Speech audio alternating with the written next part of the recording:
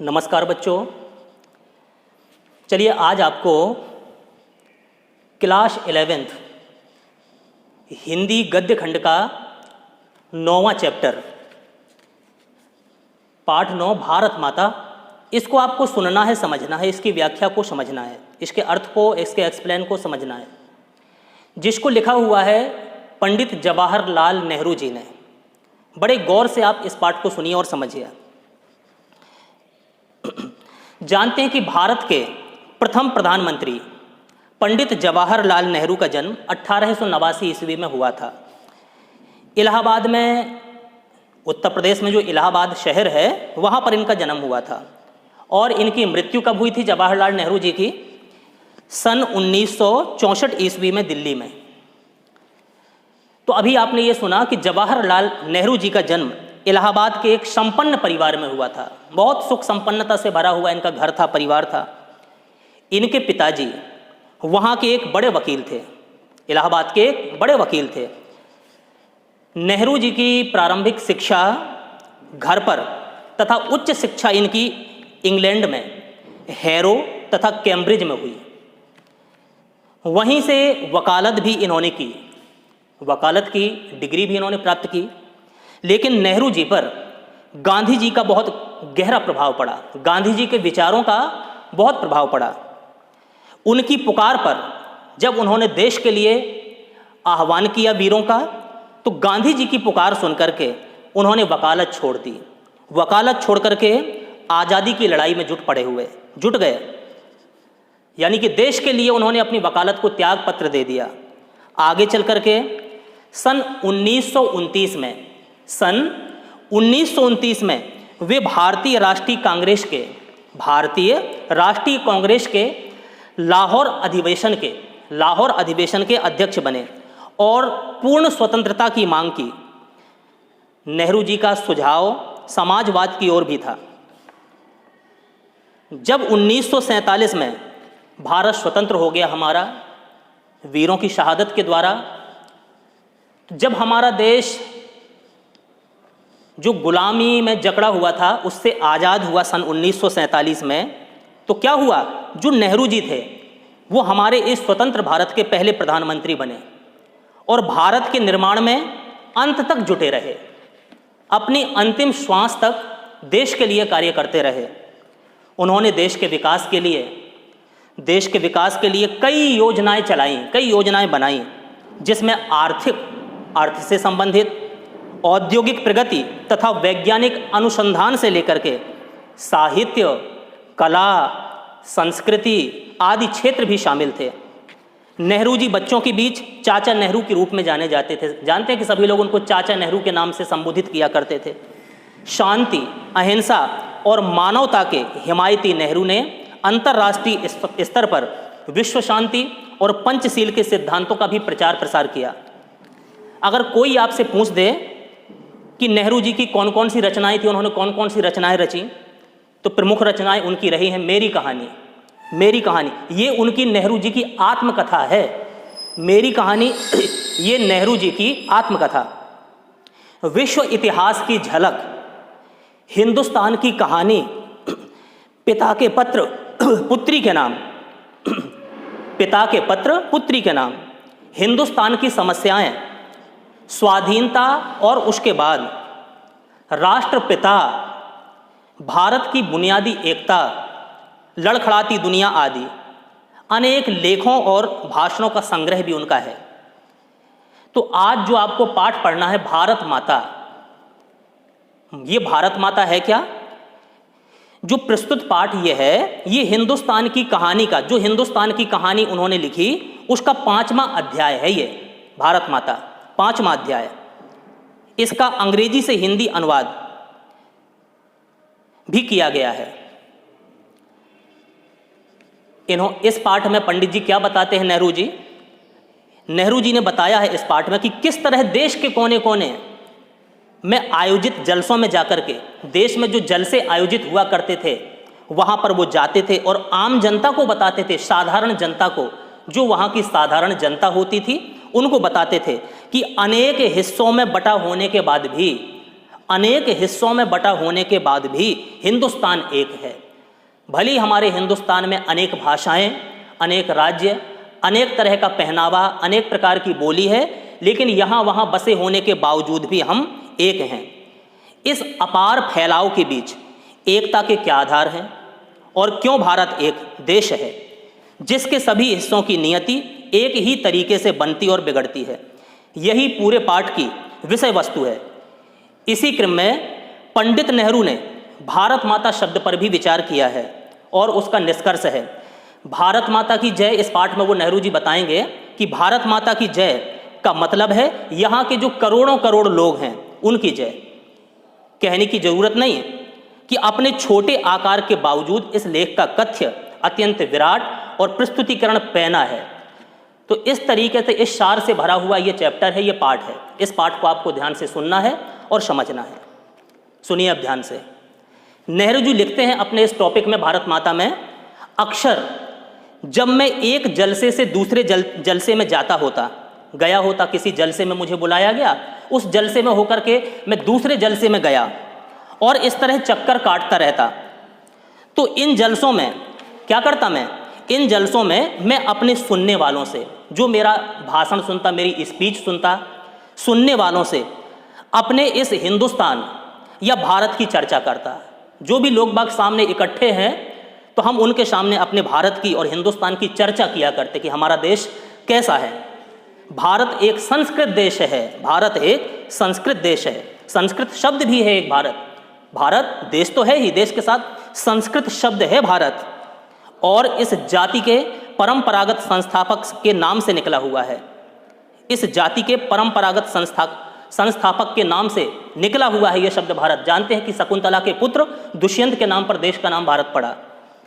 मैं शहरों में ऐसा बहुत कम करता, जब किसी शहर में जाता तो वहाँ ऐसा बहुत कम किया करता, क्योंकि वहाँ के सुनने वाले कुछ ज़्यादा सयाने थे, होशियार थे, वाद विवाद किया करते थे, सयाने लोग थे, और उन्हें दूसरे ही किस्म की गिजा की ज़रूरत थी, यानी कि दूसरे तरीके से ही उन्हें समझाया जा सकता था।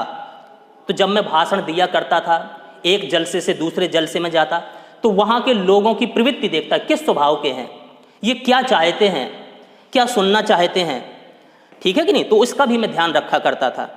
लेकिन किसानों से, जब किसानों के सामने जाता, उनकी मजबूरी सुनता, उनके सामने मुझे कुछ बोलना होता, तो जिनका नज़रिया महदूद था, तो मैं इस बड़े देश की चर्चा करता। उन किसानों के सामने अपने भारत देश की मैं चर्चा किया करता था, जिसकी आज़ादी के लिए, जिसको आज़ाद कराने के लिए हम लोग कोशिश कर रहे थे। और मैं बताया करता था उन किसानों से कि किस तरह देश का एक हिस्सा दूसरे से जुदा होते हुए भी, देश का एक हिस्सा दूसरे से जुदा होते हुए भी, ये उत्तर प्रदेश है, ये मध्य प्रदेश है, ये तमिलनाडु है, ये केरल है, ये सिक्किम है, ये असम है, यानी कि एक देश एक है तो उसके कई हिस्से हैं, यानी कि देश का एक हिस्सा दूसरे से किस तरीके से जुदा होते हुए भी हिंदुस्तान हमारा एक है। मैं उन मसलों पर भी जिक्र करता उनके सामने, उन मसलों पर भी, उन सवालों पर भी जिक्र किया करता जो उत्तर से लेकर दक्षिण तक, उत्तर से लेकर दक्षिण तक और पूरब से लेकर के पश्चिम तक किसानों के लिए सब कहीं एक सा था। मैंने पूरे भारत का भ्रमण किया, सब जगह एक सा मुझे प्रतीत हुआ। और स्वराज्य का भी जिक्र करता था, स्वराज्य का भी जिक्र किया करता था कि हमारा देश है, कैसे अंग्रेज लोग हमारे देश में राज्य करते हैं, इनको कैसे हमें निकालना है। तो अपने स्वराज्य का भी मैं जिक्र किया करता था, जो थोड़े लोगों के लिए नहीं, थोड़े से लोगों के लिए नहीं, बल्कि सभी के फायदे के लिए हो सकता था। तो मैं उन किसानों के सामने, अपने हिंदुस्तान के उन भाइयों के सामने ऐसी बात किया करता जो उनके फायदे की हो, जिससे उनका हित हो। मैं उत्तर पश्चिम में खैबर के दर्रे से लेकर के, नेहरू जी क्या बताते हैं कि मैं उत्तर पश्चिम में, उत्तर पश्चिम जो कोना है उत्तर और पश्चिम दिशा का, उत्तर पश्चिम दिशा के जो बीच में कोना है, तो उत्तर पश्चिम में खैबर के दर्रे से लेकर के धुर दक्षिण में कन्याकुमारी तक की अपनी यात्रा का हाल बताता कि मैंने एक छोर से दूसरे छोर तक देश की यात्रा की, कन्याकुमारी तक मैं गया, तो क्या क्या मुझे महसूस हुआ, क्या क्या मैंने देखा, इस सब का हाल मैं अपने भाषण में दिया करता था, अपनी स्पीच में दिया करता था। उन किसानों को, उन भाइयों को मैं बताया करता था और यह कहता कि सभी जगह जहाँ जहाँ मैं गया, पूरब पश्चिम से लेकर के कन्याकुमारी तक जहाँ तक मैं गया, ठीक है कि नहीं, सभी जगह किसान मुझसे एक से सवाल करते हैं। सब जगह के किसान मुझसे एक से सवाल करते हैं। क्यों करते हैं? क्योंकि उनकी तकलीफ़ें एक सी हैं, यानी गरीबी। किसान गरीबी में जीवन गुजार रहा है, गरीबी। कर्जदार है किसान, सब जगह के लगभग एक सा हाल है। पूंजीपतियों के शिकंजे, जो पूंजीपति लोग हैं, जमींदार लोग हैं, महाजन लोग हैं, कैसे किसानों पर शिकंजे कसे हुए हैं। जमींदार, महाजन, कड़े लगान, कैसे कड़े लगान उन पर लगाए जाते हैं, सूद, पुलिस के जुर्म, और ये सभी बातें गुथी हुई थीं उस ढड्ढे के साथ जिसे एक विदेशी सरकार ने हम पर लाद रखा था। विदेशी सरकार ने हम पर लाद रखा था और इनसे छुटकारा भी सभी को हासिल करना था। ये गुलामी की दास्तां है कि नहीं, ये शिकंजे, ये सूदखोर है कि नहीं, जो लगान किसानों पर लगी है, इनसे छुटकारा सभी जगह के किसान चाहते हैं। मैंने इस बात की कोशिश की कि लोग सारे हिंदुस्तान के बारे में सोचें, सिर्फ अपने स्वार्थ के बारे नहीं, अपने ही सिर्फ छोटे से क्षेत्र के बारे में नहीं, कूप मंडूक ना बने, है कि नहीं, पूरे भारत के बारे में सोचें, पूरे भारत के किसानों के बारे में सोचें और कुछ हद तक इस बड़ी दुनिया के बारे में भी सोचें।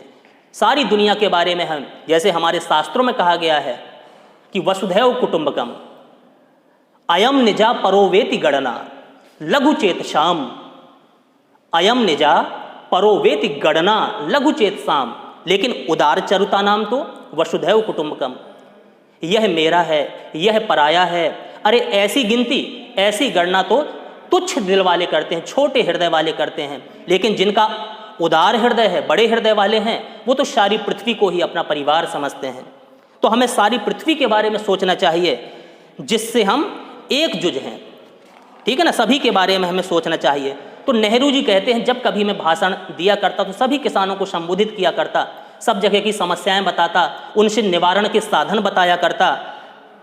अब आगे नेहरू जी लिखते हैं कि मैं अपनी बातचीत में जब किसानों के सामने, अपने भारत देश के लाल के सामने जब मैं बात करता था, अपने भाइयों के सामने, तो चीन, स्पेन, अबिसीनिया, मध्य यूरोप, मिस्र और पश्चिमी एशिया में होने वाले कश्मकशों का भी जिक्र करता था कि वहाँ कैसी समस्याएं चल रही हैं, वहाँ के लोग कैसे कश्मकश में जी रहे हैं, उनका भी जिक्र मैं किया करता किसानों के सामने। मैं उन्हें सोवियत यूनियन में होने वाली अचरज भरी तब्दीलियों का हाल भी बताता। क्या तब्दीली हो रही है सोवियत यूनियन में, है कि नहीं, कितने आश्चर्य वाली तब्दीली वहाँ पर हो रही है। तो उन तब्दीलियों का हाल भी मैं किसानों से कहा करता और कहता, मैं उनको सुनाता, बताता कि अमेरिका ने कैसे तरक्की की है, अमेरिका जो देश है आज कैसे वो सशक्त देश बना हुआ है, कैसे समृद्धशाली देश बन गया है, कैसे वो विकसित देश है, और हमारा भारत आज तक क्यों विकासशील बना हुआ है। तो ये सब बातें मैं करता कि अमेरिका ने कैसी तरक्की की। यह काम आसान नहीं था, लेकिन जैसा मैंने समझ रखा था वैसा मुश्किल भी नहीं था विशेष। इसकी वजह यह थी कि हमारे पुराने महाकाव्यों ने, जो हमारे भारत देश के पुराने महाकाव्य हैं, उन्होंने, और पुराणों की कथा कहानियों ने, हमारे पुराने जितने महाकाव्य हैं उन्होंने, उनके द्वारा, और जितनी पुराणों की कथा कहानियाँ लिखी हुई हैं पुराणों में, ग्रंथों में, धार्मिक ग्रंथों में, जिन्हें वे खूब जानते थे, खूब अच्छी तरह से नेहरू जी ने जिनको पढ़ा था, उन्हें इस देश की कल्पना करा दी थी कि बताओ पहले ऐसे लोग हुआ करते थे, हम लोग क्यों ऐसे नहीं बन सकते, हम भी बन सकते हैं ऐसे। और हमेशा कुछ लोग ऐसे मिल जाते थे जिन्होंने हमारे बड़े बड़े तीर्थों की यात्रा कर रखी थी। जहाँ भी हम अपने भाषण दिया करते, अपनी स्पीच दिया करते, अपना व्याख्यान दिया करते, उन सभा में, उन बैठे हुए श्रोतागणों में मुझे कुछ ना कुछ ऐसे लोग अवश्य मिल जाते जिन्होंने अपने धार्मिक ग्रंथों का अध्ययन किया है, अपने धार्मिक क्षेत्रों की यात्राएं की हैं, ठीक है कि नहीं, तीर्थों की यात्राएं की हैं जिन्होंने। ऐसे कुछ ना कुछ लोग हमें जरूर मिल जाते थे जो हिंदुस्तान के चारों कोनों पर हैं, जो धार्मिक क्षेत्र हमारे चारों धाम जो कहे गए हैं चारों कोनों पर स्थित हैं, वहाँ जाने वाले लोग हमें अवश्य मिल जाया करते। या हमें पुराने सिपाही मिल जाते जिन्होंने पिछली बड़ी जंग में और घावों के सिलसिले में विदेशों में नौकरियां की थीं। जिन्होंने विदेशों में भी नौकरियां की, ऐसे सिपाही भी कई जगह हमको मिल जाया करते थे जहां हम अपनी स्पीच दिया करते। सन 30 के बाद, सुन लीजिए, 1930 की बात हो रही, सन 1930 के बाद जो आर्थिक मंदी पैदा हुई थी, आर्थिक मंदी, पैसे की गिरावट जो हुई थी, आर्थिक मंदी जो पैदा हुई, उसकी वजह से क्या हुआ? जब आर्थिक मंदी हुई तो उसकी वजह से हुआ क्या? दूसरे मुल्कों के बारे में मेरे हवाले उनकी समझ में आ जाते थे। दूसरे मुल्कों के बारे में मेरे हवाले उनकी समझ में आ जाते थे। जब मैं पूरा व्याख्यान देता कि कैसे गरीबी थी, है कि नहीं, पहले कैसे लोग रहा करते थे, कैसा हमारा जीवन था, तो थोड़ी बहुत बात हमारी सुनकर के वो लोग समझ लेते थे। कभी ऐसा भी होता कभी ऐसा भी होता, नेहरू जी कहते हैं कि जब मैं किसी जलसे में पहुंचता, किसी कार्य का आयोजन किया जाता, कोई जलसा हुआ करता, और जब मैं उस जलसों में पहुंचता तो मेरा स्वागत, जहां से पता चलता लोगों की नेहरू जी आ रहे हैं, नेहरू जी आ रहे, ठीक है कि नहीं, तो मेरा स्वागत लोग करने को उत्सुक रहते, स्वागत करते और नारे लगाते, जय घोष लगाते, भारत माता की जय। जहां से पता चलता कि नेहरू जी का आगमन हो रहा है तो मेरा स्वागत, स्वयं नेहरू जी लिख रहे कि भारत माता की जय से होता। इस नारे के जोर के साथ मेरा स्वागत किया जाता।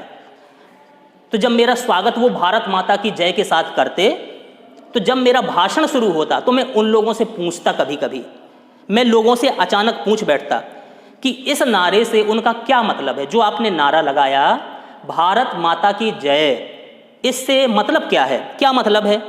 यह भारत माता कौन है, क्या आप लोग जानते हो? ये भारत माता है कौन जिसकी वे जय चाहते हैं? भारत माता की जय आपने बोला, आखिर भारत माता कौन है वो जिसकी आप लोग जय चाहते हैं, जय की इच्छा रखते हैं? मेरे सवाल से, जब मैं ऐसा सवाल उस सभा में कर देता तो मेरे सवाल से उन्हें कुतूहल होता, कौतुक होता, आश्चर्य होता और ताज्जुब भी होता कि नेहरू जी हमसे ऐसा सवाल क्यों कर रहे हैं। और कुछ जवाब न बढ़ पड़ने पर वे एक दूसरे की तरफ या मेरी तरफ देखने लगते। जब मैं उनसे सवाल करता, आखिर बताओ भारत माता है कौन जिसकी आप लोग जय चाहते हैं? अगर उनसे कोई आंसर ना नहीं बनता तो एक दूसरे की शक्ल देखने लगते, एक दूसरे के चेहरे को देखने लगते और फिर मेरी तरफ देखने लगते। मैं सवाल करता ही रहता, मैं बार बार उनसे सवाल करता कि आखिर भारत माता है कौन। आखिर एक हट्टे कट्टे जाट ने, जब मैं एक सभा में अपना भाषण दे रहा था और मैंने पूछा कि आपने अभी जयकारा लगाई कि भारत माता की जय, आखिर कौन है ये भारत माता, आप लोग किसकी जय चाहते हैं? जब मैंने ऐसा सवाल किया तो उस सभा में बैठा एक हट्टा कट्टा जाट बैठा था, जाट जाति का एक व्यक्ति, जो अनगिनत पीढ़ियों से किसानी करता आया था। कई पीढ़ियों से उसके घर में किसानी ही चलती, किसान ही उसका कारोबार था, उसका व्यवसाय सिर्फ कृषि ही था, खेती ही था। कई पीढ़ियां उसकी खेती करती ही चली आई थी। तो उसने मेरा जवाब दिया जब मैंने प्रश्न किया कौन है भारत माता, किसकी जय आप चाहते हैं? तो उस हट्टे कट्टे जाट ने, यानी उस किसान ने मुझे जवाब दिया कि सुनिए चाचा जी, नेहरू जी, भारत माता से उनका मतलब धरती से है, भारत माता से उनका मतलब धरती से, हम धरती को कहते हैं भारत माता। ये उस जाट ने उत्तर दिया। तो नेहरू जी ने फिर प्रश्न कर दिया, कौन सी धरती, कौन सी धरती है भारत माता? खास उनके गांव की धरती, जिस गांव के तुम निवासी हो, क्या वह धरती भारत माता है? या तुम जिस जिले के निवासी हो वो पूरे जिले की जमीन भारत माता है? या सूबे की जमीन, पूरे प्रदेश की जमीन आपकी भारत माता है? या सारे हिंदुस्तान की धरती से मतलब है तुम्हारा भारत माता? आखिर भारत माता आप किस धरती को कहेंगे? तो जब इस तरीके के सवाल नेहरू जी कर देते तो इस तरह के सवाल जवाब चलते रहते थे उनकी सभा में, यहाँ तक कि वे ऊब कर मुझसे कहने लगते कि मैं ही बताऊं। जब किसी को सही उत्तर ना मिलता तो सभा में बैठे सभी किसान लोग मुझसे कहते, नहीं नेहरू जी, चाचा जी, अब हमसे सही उत्तर नहीं बन पा रहा, कृपया आप ही बता दीजिए कि भारत माता कौन है और क्यों हम उनकी जय बोलते हैं, आप ही हमें समझा दीजिए। तो मैं इसकी कोशिश करता और बताता उन किसानों को कि हिंदुस्तान वह सब कुछ है, हिंदुस्तान वह सब कुछ है जिसे उन्होंने समझ रखा है। वो सभी हिंदुस्तान है। आपने अपने गांव को हिंदुस्तान समझ रखा, अच्छी बात है। आपने अपने पूरे जिले को हिंदुस्तान समझ रखा, वो भी अच्छी बात है। या पूरे प्रदेश को हिंदुस्तान समझ रखा, वो भी अच्छी बात है, या पूरे देश को हिंदुस्तान समझ रखा, जैसा भी आपने समझ रखा है वो अच्छी बात है। लेकिन वह इससे भी बहुत ज़्यादा है। जितना आपने हिंदुस्तान को समझा, हिंदुस्तान वास्तव में इससे भी ऊपर है, इससे भी उठा हुआ है, इससे भी बहुत ज़्यादा है। अब सुनिए, नेहरू जी किसको कह रहे हैं हिंदुस्तान? हिंदुस्तान के नदी और पहाड़, हिंदुस्तान के नदी और पहाड़, जंगल और खेत, जितने हिंदुस्तान में नदियां हैं, पहाड़ हैं, जंगल हैं, खेत हैं, जो हमें अन्न देते हैं, अनाज देते हैं, ये सभी हमें अजीज हैं, प्रिय हैं। ठीक है ना? जो हमें कुछ देता है वो हमें प्रिय होता है, अजीज होता है। लेकिन आखिरकार जिनकी गिनती है वे हैं हिंदुस्तान के लोग, जिससे हमारा हिंदुस्तान बना हुआ है, जिससे हमारा हिंदुस्तान बना हुआ है, वे हैं हिंदुस्तान के लोग।